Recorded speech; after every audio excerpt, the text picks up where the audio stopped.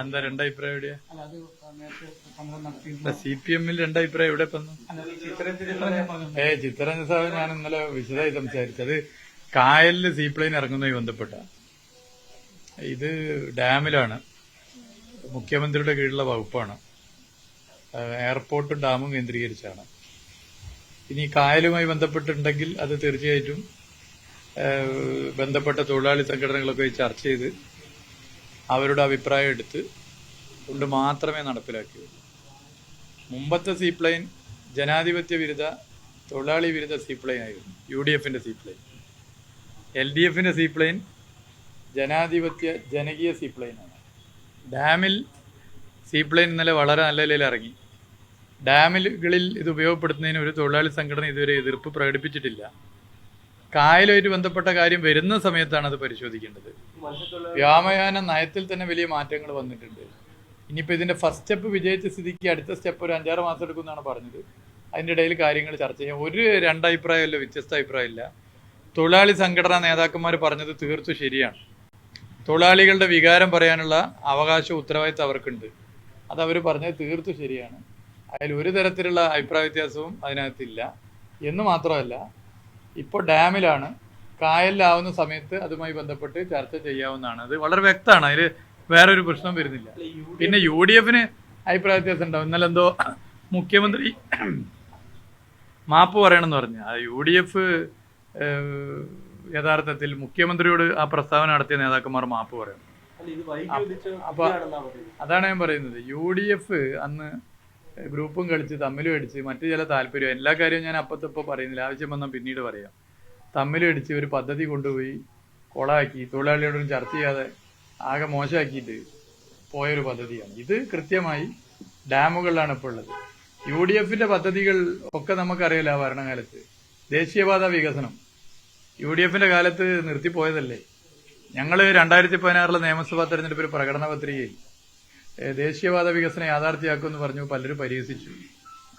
Government വന്നു, മുഖ്യമന്ത്രി പിണറായി വിജയൻ ചർച്ച ചെയ്തു.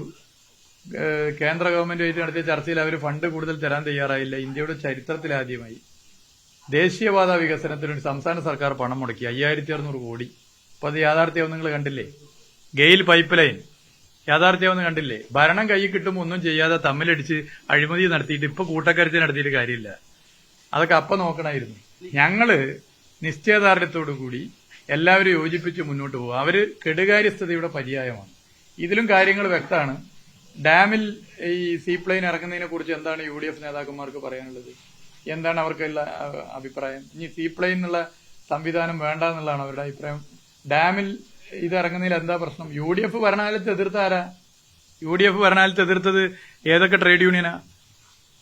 അന്നത്തെ ഭരണകക്ഷിക്ക് ഒപ്പം നിൽക്കുന്ന ട്രേഡ് യൂണിയൻ എതിർത്തിട്ടുണ്ട്. അത് നിങ്ങളാരും പറയാൻ ഓർമ്മയില്ല നിങ്ങൾക്ക്? അന്നത്തെ ഭരണകക്ഷിക്ക് ഒപ്പം നിൽക്കുന്ന ട്രേഡ് യൂണിയനുകളെ പോലും ബോധ്യപ്പെടുത്താൻ വേണ്ടി പറ്റിയിട്ടില്ല. അതാണ് അതിന്റെ പ്രശ്നം. ഇത് കായലുമായിട്ട് ബന്ധപ്പെട്ട കാര്യം വരുന്ന സമയത്ത് എല്ലാവരോടും ചർച്ച ചെയ്യും, എല്ലാവരുമായി സംസാരിച്ച് പോകുന്നൊരു സമീപനമാണ് സർക്കാരിനുള്ളത്. ഇപ്പൊ ട്രേഡ് യൂണിയൻ നേതാക്കന്മാര് പറഞ്ഞിട്ടുള്ളത് അവരെ തെറ്റു പറയാൻ പറ്റൂല, വളരെ ന്യായമായ കാര്യമാണ്.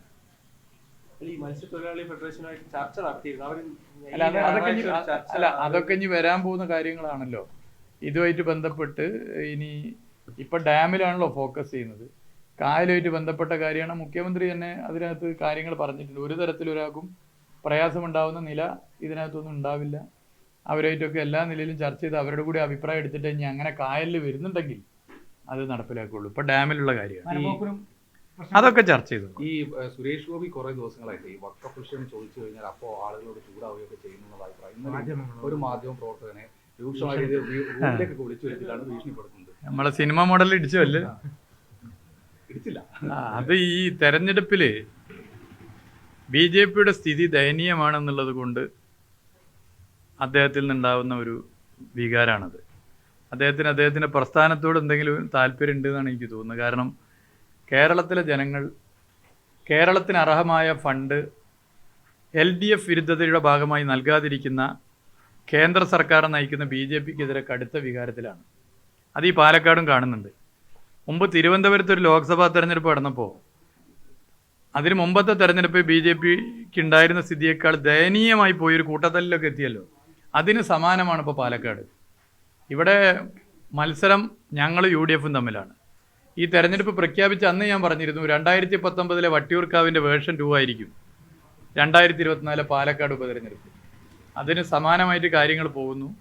BJP കടുത്ത പ്രതിസന്ധിയിലാണ്. ജനങ്ങൾ BJPക്കെതിരെ കേരളത്തിലെ സർക്കാരിനെ ശ്വാസം മുട്ടിച്ച് സാമ്പത്തികമായി ഇല്ലാതാക്കാനും അസ്ഥിരപ്പെടുത്താനും നടത്തുന്ന ശ്രമത്തിനെതിരെ പരമ്പരാഗതമായി BJPക്ക് വോട്ട് ചെയ്തിരുന്ന വോട്ടർമാരുൾപ്പെടെ വികാരത്തിലാണ്. അതിൻ്റെ ഒരു പ്രതിഫലനമായിരിക്കും ഇതിൻ്റെ യാഥാർത്ഥ്യം മനസ്സിലായപ്പോൾ സുരേഷ് ഗോപിയിൽ കാണുന്നത്.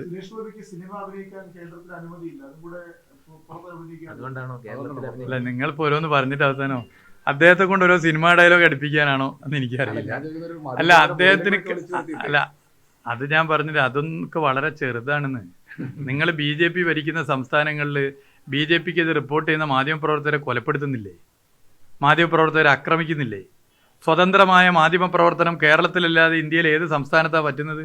എന്നിട്ടല്ല ഇവിടെ നിങ്ങൾ നമ്മളെയൊക്കെ നെഞ്ചത്ത് കയറുന്നത്. നമ്മൾ എത്ര സ്നേഹത്തോടെ ഞങ്ങൾ കൈകാര്യം ചെയ്യും.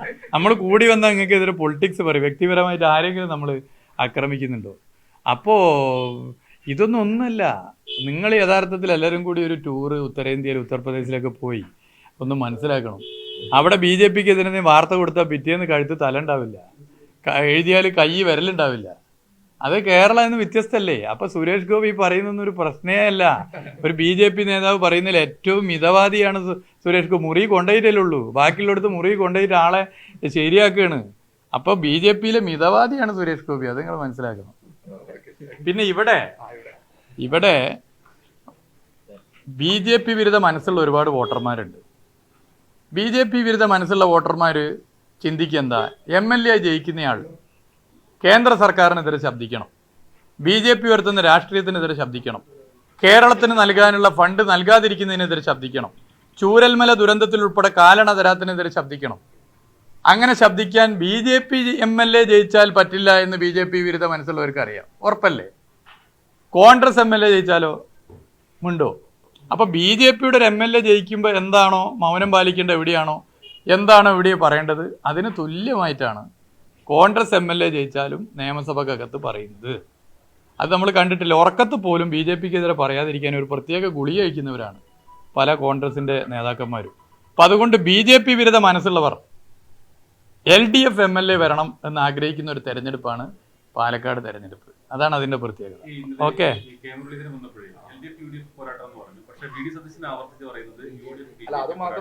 കെ മുരളീധരൻ പറയുന്നത് 100% ശരി. ഇവിടെ എല്ലാവർക്കും പരിചയം. ഞാൻ ഇന്നലെ രാത്രി വന്ന് പലരും സംസാരിച്ചു, എനിക്ക് ബോധ്യപ്പെട്ടു, ഞങ്ങൾക്കൊക്കെ ബോധ്യപ്പെട്ടു. LDF-ഉം UDF-ഉം തമ്മിലുള്ള മത്സരം BJPക്ക് അടുത്ത പ്രയാസത്തിലാണ്. BJPക്ക് ഓക്സിജൻ കൊടുക്കുന്ന ഒരാളുണ്ട്, അത് പ്രതിപക്ഷ നേതാവ്. BJPയുടെ നേതാക്കന്മാർ പോലും ഇവിടെ BJP നല്ല മത്സരം നടത്തുമെന്ന് പറയാൻ മടിക്കുകയെ, ആത്മവിശ്വാസമില്ല. എന്നാൽ പ്രതിപക്ഷ നേതാവ് പറയുന്നു BJP ഗംഭീരമാണ്. BJP ഇത് കുറേ കാലമായിട്ട് പറഞ്ഞ് ശീലിച്ചതിൻ്റെ പ്രശ്നമാണ്.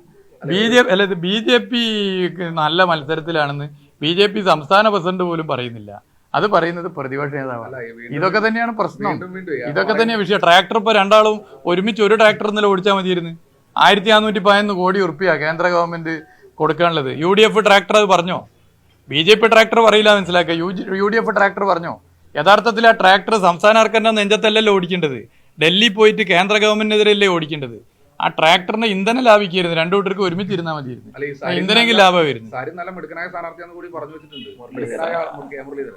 കെ മുരളീധരൻ പരസ്യമായിട്ട് പറയുന്നു പോളിംഗ് ബൂത്തിൽ പോകാൻ തയ്യാറായി നിൽക്കുന്ന കോൺഗ്രസ് വോട്ടർമാരും UDF സ്ഥാനാർത്ഥിക്ക് വേണ്ടി വോട്ട് അഭ്യർത്ഥിച്ച് സ്ക്വാഡ് പ്രവർത്തനത്തിന് പോയിക്കൊണ്ടിരിക്കുന്ന കോൺഗ്രസ് പ്രവർത്തകരും മനസ്സ് പറയുന്നു. മുരളീധരൻ പരസ്യമായി പറയുന്നു, അത്രയേ ഉള്ളൂ. ജയിക്കും ഉറപ്പാണ്. വട്ടിയൂർക്കാവ് വേർഷൻ 2. ഓക്കെ, രാഷ്ട്രീയമായി ഞങ്ങൾ ജയിച്ചു കഴിഞ്ഞു. ഇനി KPC പ്രസിഡന്റ് ഭാഷ കടമെടുത്ത് പറഞ്ഞ പ്രാണികളുടെ ഒരു ഘോഷയാത്രയാണ് ഇനി ഇങ്ങനെ കേരളത്തിൽ ഭാവിയിൽ കാണാൻ പോകുന്നത്. രാഷ്ട്രീയമായി ഞങ്ങൾ ജയിച്ചു. BJPക്കെതിരെയുള്ള പോരാട്ടത്തിൽ വിശ്വസിക്കാൻ പറ്റാത്തവരാണ് കോൺഗ്രസ് എന്നുള്ളതിൻ്റെ പ്രഖ്യാപനമാണ് സെറിൻ്റെ സ്ഥാനാർത്ഥം. ഇതൊരു സാമ്പിൾ ഡോസാണ്. ഡോസ് ഇനി വന്നുകൊണ്ടേയിരിക്കും. BJPക്കെതിരെ കോൺഗ്രസിൽ നിന്ന് ഫൈറ്റ് ചെയ്യാൻ പറ്റില്ല. അതുകൊണ്ടാണ് ഞങ്ങളെയൊക്കെ വ്യക്തിഹത്യ നടത്തുന്നില്ല പലരും.